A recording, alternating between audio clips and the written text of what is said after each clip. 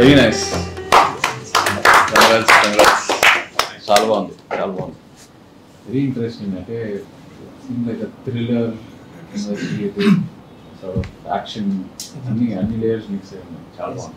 రాముడు తన అవతారాన్ని చాలించి వైకుంఠానికి వెళ్లే సమయం వస్తుంది. దానికి హనుమంతుడు ఒప్పుకోడని తెలిసి రాముడు తన ఉంగరాన్ని ఒక పుట్టలో పడేస్తాడు.